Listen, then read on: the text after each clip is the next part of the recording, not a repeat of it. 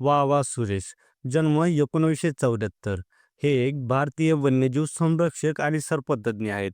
भारतातील केरळमधील मानवी वस्ती असलेल्या भागात भटकलेल्या सापांना वाचवण्याच्या त्यांच्या मोहिमेसाठी ते ओळखले जातात. त्यांनी 200 हून अधिक किंग कोब्रा पकडले आहेत आणि 38,000 हून अधिक भटक्या सापांना पकडून त्यांची सुटका केल्याचे मानले जाते. ते कम्युनिटी टीव्हीवर स्नेक मास्टर नावाचा साप पकडण्याचा कार्यक्रम आयोजित करतात. त्यांच्या संपूर्ण कार्यकाळात ते अनेक विषारी सर्पदंशातून वाचले आहेत. त्यापैकी काहींना त्यांना रुग्णालयात दाखल करावे लागले, व्हेंटिलेटरवर ठेवावे लागले किंवा आयसीयूमध्ये उपचार घ्यावे लागले. ते जगातील पहिली व्यक्ती आहे ज्यांनी सर्प जागरूकता वर्ग आयोजित केला आहे. जिवंत साप असलेल्या शाळांमध्ये सर्प जागरूकता वर्ग आयोजित करणारे ते पहिलेच व्यक्ती आहे. सुरेशनी शाळा, महाविद्यालये आणि पोलीस छावण्यांमध्ये 10,000हून अधिक जागरूकता वर्ग आयोजित केलेले आहेत. सुरेश हे संकटात सापडलेल्या सापांच्या प्रजातींचे बचाव आणि सोडणे, गोळा केलेल्या अंड्यांना बाहेर येईपर्यंत जतन करणे आणि साप आणि त्यांच्या वर्तनाबद्दल लोकांमध्ये जागरूकता निर्माण करणे यासारख्या संवर्धन उपक्रमांसाठी प्रसिद्ध आहेत. ते नियमित अंतराने त्यांचे सरपटणारे प्राणी नैसर्गिक अधिवासात सोडतात. मानवी वस्ती असलेल्या भागातून विषारी साप पकडण्यासाठी आणि लोकांना साप आणि त्यांच्या वर्तनाबद्दल शिक्षित करण्यासाठी त्यांचे प्रयत्न सर्वत्र मान्य केले जातात.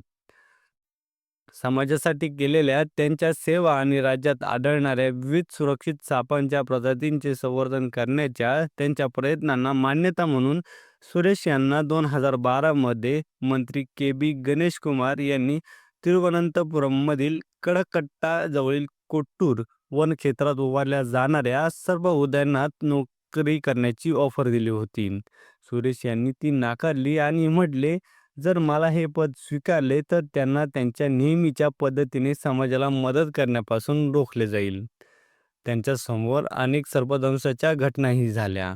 त्यांच्या संवर्धन कार्याच्या दीर्घ कारकिर्दीत त्यांना अनेक वेळा सापांनी चावाही घेतला. 5 जून 2012 रोजी एबीपी माझा या वृत्तवाहिनीने दिलेल्या मुलाखतीनुसार सुरेश यांनी 2दा व्हेंटिलेटरवर आणि 4 वेळा आयसीयूमध्ये ठेवण्यात आल्याचे कबूल केले. एकूण 300हून अधिक विषारी सर्पदंशातून ते वाचले आहेत. ऑगस्ट 2013 मध्ये त्यांना प्राणघातक चाव्याद्वारे रुग्णालयात दाखल करण्यात आले होते. 20 जून 2015 रोजी त्यांना कोबऱ्याच्या चाव्याद्वारे रुग्णालयात दाखल करण्यात आले होते आणि फेब्रुवारी 2020 रोजी त्यांच्या रसेलच्या सापाच्या चाव्याद्वारे गंभीर दुखापत झाली. 31 जानेवारी 2022 रोजी कोट्टायम येथे त्यांना गुडघ्याच्या वर उजव्या मांडीवर एका कोबराने चावा घेतला होता. तो तेथून बाहेर पडण्याचा प्रयत्न करत असताना त्यांना कोट्टायममधील सरकारी वैद्यकीय महाविद्यालयात दाखलही करण्यात आले होते. हे त्यांच्यासोबत झालेले सर्वात वाईट सर्पदंश आहेत असे मानले जाते. 7 मे 2020 रोजी केरळमधील आंचल येथे झोपेत असताना झालेल्या सर्पदंशाने उथरा या तरुण पत्नी आणि आईचा मृत्यू झाला होता. या घटनेच्या संदर्भात सुरेशने इंडिया कोब्रा आणि रसेल सापांच्या सवयी आणि क्षमताबद्दल पोलिसांना एक निवेदन दिले होते.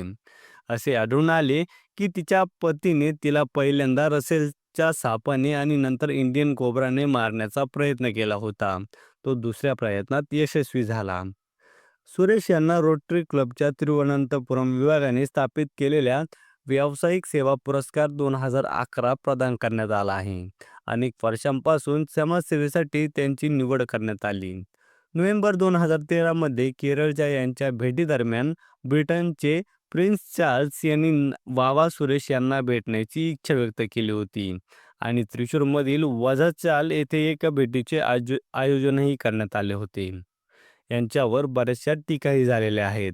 साप बचाव मोहिमेदरम्यान सुरक्षा मार्गदर्शक तत्त्वांचे पालन न केल्याबद्दल वन विभागाचे अधिकारी आणि सोशल मीडिया वापरकर्त्यांनी त्यांच्यावर टीकाही केली आहे आणि त्यामुळे ते समाजासाठी, इतरांसाठी आणि सापांसाठी धोका निर्माण करू शकतात असे अनेकांचे म्हणणेही आहे की त्यांना पकडलेले साप त्यांच्या अवैज्ञानिक हाताळणीमुळे झालेल्या दुखापतींमुळे जगू शकणार नाहीत.